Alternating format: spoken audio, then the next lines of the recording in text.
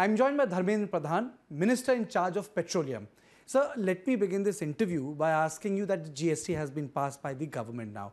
GST is soon going to be a reality in India. But certain products of your ministry have been kept out. Why was this decision taken when you had a contrarian view? No. There is no point of contrarian view. We have to realize this is a federal structure. We are going through a consultancy mechanism. Unless until state and union government both agreed to one point. Urgent today, there is a lack of unanimity on this issue, but I am hopeful, personally I am hopeful, the new GST Council gradually take up this issue and petroleum product will gradually come to the fold of GST. Sir, when petroleum products will come into the fold of GST, how will they positively impact the economy? Because you had been talking about those aspects as well. Because the main spirit of GST, whole country should have been one tax mechanism. Yes, some consuming state are little bit and some eastern part state and some state are little bit apprehensive about because petroleum product is the major source of revenue to the respective state. They are little bit concerned and apprehensive. They may lose some revenue out of if GST petroleum product will cover in GST. But my personal assumption and assessment of some area, this will enhance the scope, this will create a new model and there will be no loss for states if they will put petroleum product in GST. So, sir, how will you try to build this consensus so that states leave their fears behind and get further integrated in the market through the mechanism of GST? You should appreciate the leadership of my Prime Minister and the persuasive capacity of my Finance Minister Shri Jetli, and due to the cooperation of all the stakeholders. I am very much thankful. India is really maturing. India is moving towards a new phase. Apart from our political differences, there is a consensus among all the political stakeholders, all the states. There must be one tax in the whole country. That is, outcome is GST. And this GST enabling is creating a new vibes in the world market regarding India, with Indian economy. So, through this continuous dialogue, discussion, persuasion, I am hopeful state will cooperate and we can bring petroleum product in the GST Council. We cannot thrust upon.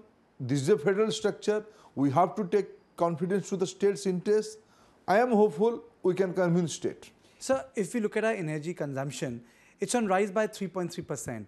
So what sort of energy reforms you as the minister are looking into when it comes to future of this country, 10 years from now, 20 years from now?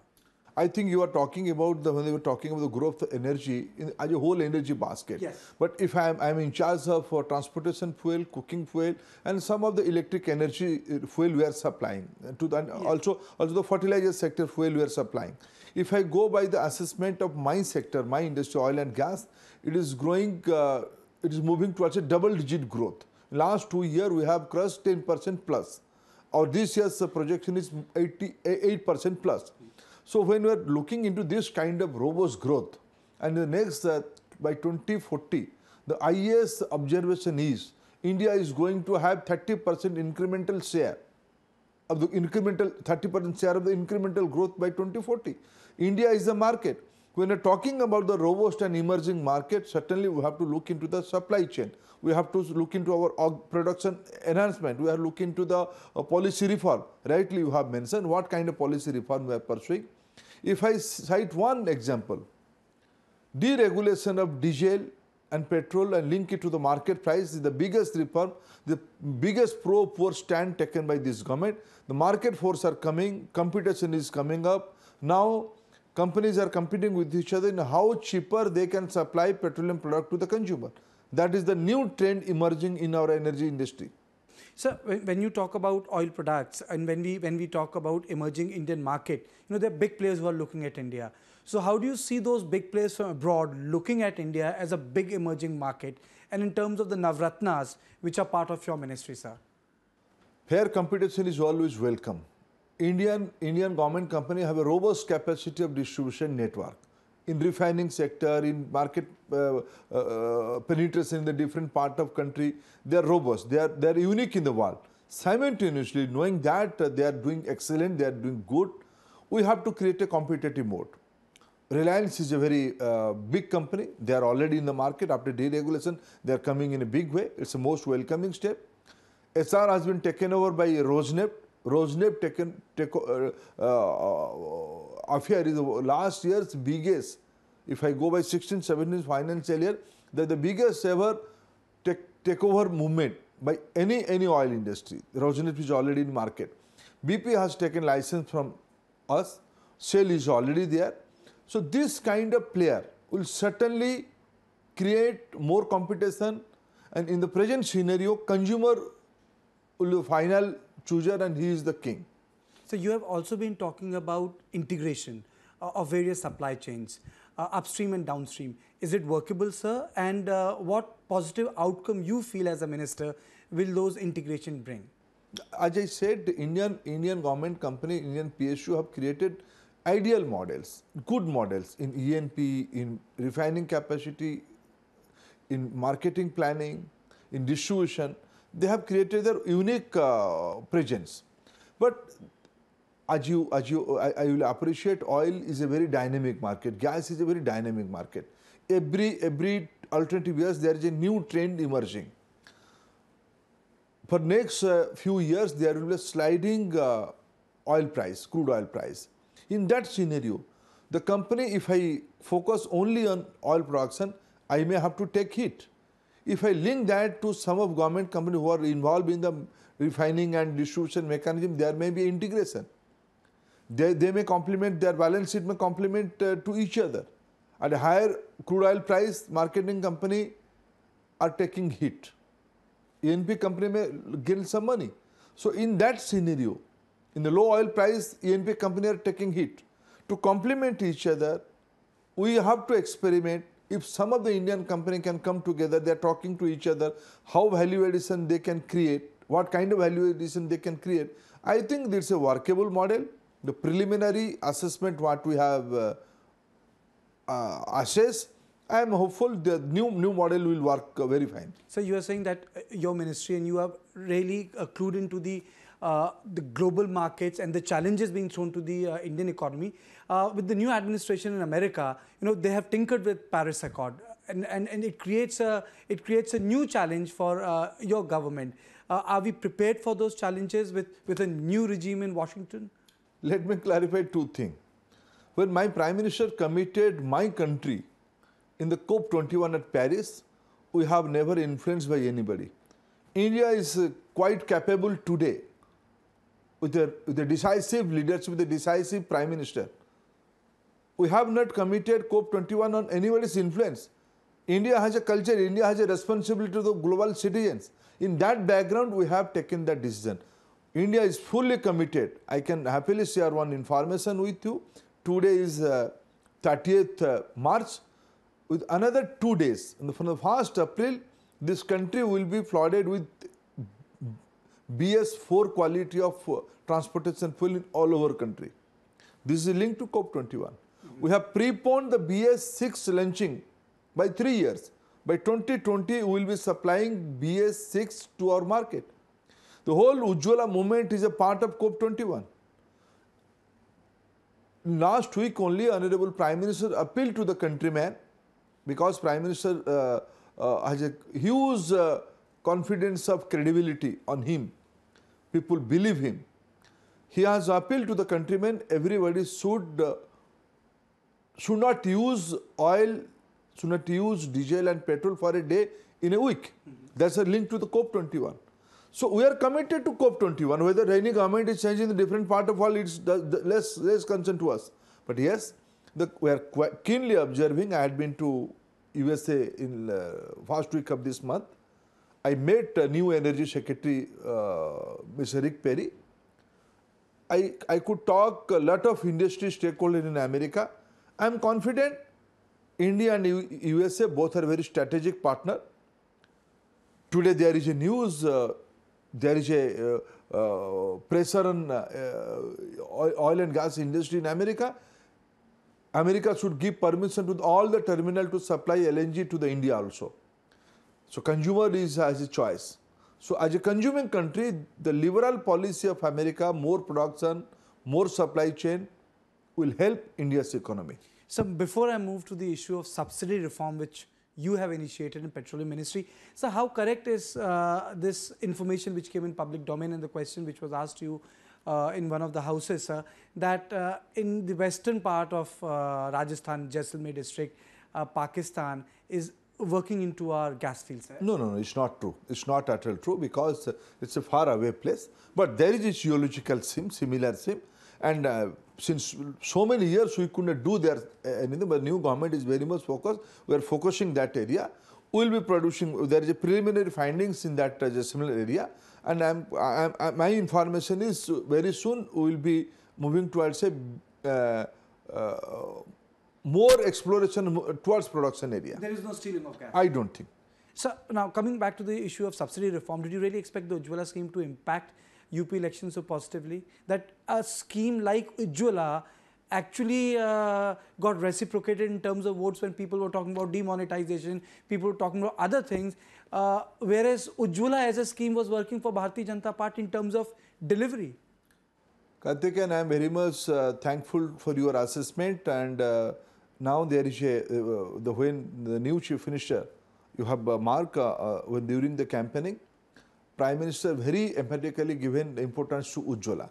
And when the new Chief Minister, our leader Yogi Adityanath ji came to Parliament to deliver his last speech in Parliament, he has thanked Prime Minister for Ujjwala Yojana. So this is the impact of Ujjwala in UP, and everybody, our opponents, our critics, everybody is appreciating. This is a new model of governance. There is an impact of Ujjwala. I am thankful to, I am fortunate, I am in charge of this ministry, I am like a small Gilhari. I could play our role, and my ministry has played a small role.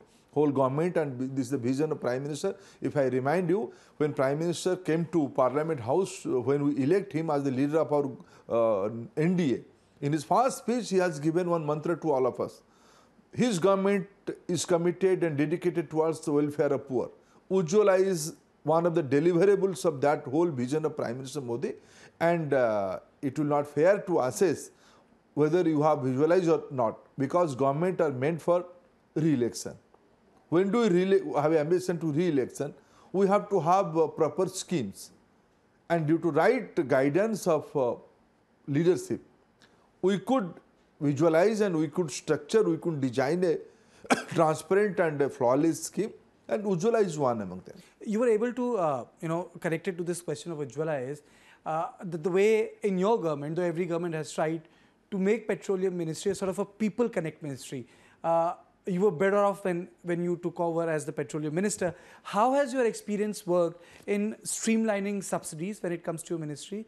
And are you satisfied with the outcomes of past 2 years in terms of subsidy to the poor and those who can give up? I am thankful to those people who have relying on responding the appeal of Prime Minister Modi, those who have forgo their subsidy, gave up their subsidy voluntarily. But Karthikeyan, let me remind one thing, subsidy is meant for needy people. Yes. Subsidy is meant for poor people. In our country, subsidy should not be linked with entitlement. Lot of things has to be done. Subsidy, we have to give subsidy to the needy people, we have to give those who are not getting yet. Simultaneously, we have to develop mechanism through persuasion, through administrative steps. How can we reduce the burden of subsidy on government and give it to the amount where government is planning in its budget to give subsidy, it should go to the needy and poorest of the poor. So this lot of things has to be done. So you're saying the journey is half done. I think lot of things has to be done, not half done, just beginning. It's the beginning. So before I move to other subjects, sir, is it correct to say that certain criteria when it comes to the educational qualification has been changed for the ownership of gas stations and petrol pumps? We have simplified. Correct, there was graduation was the minimum qualification. Now we have reduced it to matriculation. So why has that been done, sir? Because what is the wrong in if do you think the simple matriculation pass people is not good for entrepreneurship, is incompetent? More people should come to the competition. Okay. What's wrong in that? So it has been done for both so that the pool opens up. Is that? Yes, more people should. Because due to financial pressure, lot of talented people are ending their education at matriculation level. Okay. Why they will be debarred from the entrepreneurship? Lot of examples are there. Under matriculator, excellent entrepreneur. Matriculate people are doing wonders. So why don't we enhance and increase the net? So how is India planning to auction oil rigs? Do we have some clarity on this subject, sir? And There is absolutely clarity on that issue. Recently, we have successfully concluded our discovered small field bidding round. I have announced very soon we are moving towards HELP, the 10th round of bidding round in this country, which is known as Hydrocarbon Exploration Licensing Policy, with lot of reform. Lot of reform, I am saying. There will be marketing freedom, there will be pricing freedom, then open acreage licensing policy will be there. NDR will be linked to that, National Data Repository linked to that. There will be no carving out of the oil field. Stakeholder can go to the data room and he can carve out its own oil block according to its need and request government. Multi-product can be produced from the single license. All such reform and revenue sharing model will be there. All such reforms we have linked to the HELP, and beyond that, now we are planning or looking into the success story of DSF. We are planning for the second round of DSF and production enhancement contract, PEC, to the existing oil fields. How can create a new economic model? Through that we can augment our production and increase our production. So when you took over this ministry, you grappled with the issues of corporate leaks. Has that matter been solved now, sir, to your satisfaction? And now this is the question in hindsight. What was that you discovered and what was that you capped? Because we believe minimum government, maximum governance. When we believe in this philosophy, well, there will be less bottleneck, will be less red tapeism. Why anybody will come for a shortcut route? Government has a role to play on that. This government is very clear on one issue. Minimum government has to be there. Maximum governance has to be there.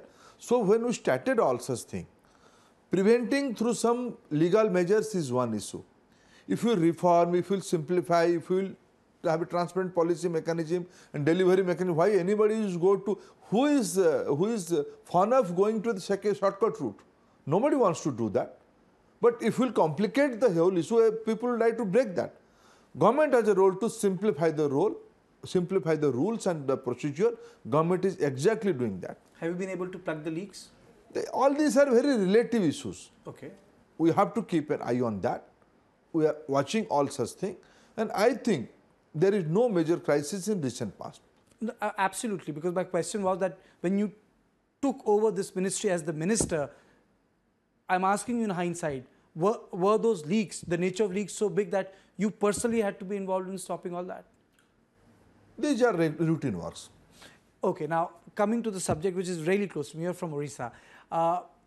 Is Orissa, sir, the new frontier for Bharatiya Janata Party after the sort of performance which your party came up in the rural polls? None else than my Prime Minister and Party President, both of them thanked the Odisha people for the kind of support they have given in last local body election, last Panchayat election. The poorest area of the Odisha, whether it is Malkanagiri, whether it is Kalahandi, whether it is Bolangir or Bargad or Sambalpur or Moyurbhanj, the entire tribal belt of Orissa, poorest of the poor of the Odisha, they stood rock solid. They believe Prime Minister Modi's appeal. They believe in Bharatiya Janata Party. In the coastal area also, BJP has increased its capacity in multifold. BJP is upcoming party in Odisha. We have to do lot of more things. We have to strengthen our organization. I am hopeful due to mismanagement of local government, due to not attending to the expectation of the people in Odisha, due to corruption, due to nepotism, due to non-performance, there is a dissatisfaction on local government. So these two strategies, at one point, huge confidence in Prime Minister Modi's leadership and distrust and mistrust in Navin Patnaik's leadership. These are the two reasons which create a new political atmosphere in Odisha, and BJP is the natural beneficiary. What about the political charge of kerosene shortages in Orissa? It's not at all. There is no shortage because I have put some bare statistics. Should Navin Babu get kerosene out of PDS mechanism? I am a Odia, should I get subsidized kerosene? Is Naveen Babu getting kerosene? As on today, there is no clarity on whether it is getting or not. They are demanding for that. I have given, Odisha is allotted 2.48 lakhs kiloliters. If I go by household number of Odisha, every household is entitled to get 24 liters every year. In that, Naveen Babu, me are involved. My name and his name is involved in that list. If I go by two statistics, 40% household in Odisha is electrified, 40% household is connected with LPG. That means this 40% should not get subsidized, they should not get double subsidy. This 60% should get subsidy. If I calculate 2.48 lakhs kiloliter of the reduction. Are you saying that subsidy is being pilfered in Odisha? Oh yes, that is we are appealing to everybody. Check the pilferage, take the benefit to your own account. Government of India is not sharing that money. State like Karnataka, they are not ruled by BJP. They are ruled by Congress government. They are also cooperating. Why not Odisha? So you're saying the state government is culpable not being able to give subsidy to Exactly the poor? that. This is my simple question. Why Naveen Babu should get subsidy in his name? Why his name should not be deleted from the LPG kerosene allotment list? Let state government, Odisha government bring out with a clear list. If I go by 60% statistics, in every household, Odisha is going to get more than 40 liters. So basically, you're accusing Odisha government of pure subsidy mismanagement. Exactly. So if you talk about Odisha, the BJD leaders are now saying that you are trying to split the party and they can be early poll because there is resurgence of Bharatiya Janata Party. It's their own problem. I don't want to get into that mess. I'm very categorically, very politely focusing on one issue. My party's organization strength has to increase. There is huge confidence in Prime Minister Modi. Youth, women, poorest of the poor are very rallying behind Prime Minister Modi's leadership. We have to penetrate, we have to carry out his message to the each and every household of the state. Simultaneously, as opposition party in Odisha, we have to build up a huge anti-government campaigning, anti-local government campaigning regarding their misdeeds. This is our political responsibility. Exactly, we are doing that. We are not bothering about anybody's own affair. It is their own affair. We don't want to mess that. It's their Yaduvan's fight is there in their party. They will finish to their own misdeed. I am not, and my party, and we are not at all bothered about their concern. We are very much focused how to build up brick by brick our organizational capacity, how to carry forward the welfare message of Prime Minister Modi to every household, how to create a huge responsibility of opposition we have to fulfill, how to create an anti-state government campaigning in Odisha. You have a national executive there. Are these issues going to, though it's a national executive? No. Let me clarify one thing. I am fortunate as a Odia, as a Karyakarta, as a worker from Odisha. My party's national leadership, otherwise see Prime Minister is coming to Odisha to give a big thank you to Odia people. His presence will create a huge confidence within our society. Whole party will be there. This executive in mid-April is the first executive after Uttar Pradesh, Uttarakhand, Punjab, Manipur and Goa election. We have successfully passing the GST bill. We have successfully steered the demonetization process. Remonetization is completed. These two issues has created huge confidence in the world economy. They have enhanced the prestige of India. With the changing scenario, my party will prepare for 2019, for 2022. When country is going to complete 75 years of independence, how do we want to see this country? All these things will be discussed in this executive. This year we are observing Pandit Deendayal Upadhyay's birth centenary, the pro-poor icon of our party, our school of thought. All such things will be discussed at Bhubaneswar. Certainly, as a eastern state, when Prime Minister is visualizing, unless until Eastern India will come up to the rest, at par with the rest of the India, country cannot develop. All such strategy will be discussed, looking into 2019 election, looking into 75 years of completion. And Eastern India? Certainly Eastern India part of that. I will be a natural beneficiary, Odisha will be a natural beneficiary. I am fortunate all such things will be organized in the land of Lord Jagannath. And lastly, sir, if party calls for you, you are the, you represent Odisha in the cabinet, call for you to head the campaign in 2019, will you be open to that? My party is not an individual based party. My party is organized party, cadre based party. I have a small role that I am playing. Whatever my party will assign me job, I will do that. I am not so concerned about who is leading the campaigning or not. There is one leader to lead the campaigning, that is Prime Minister Narendra Modi. So thank you for being Thank with you. us. Thank you.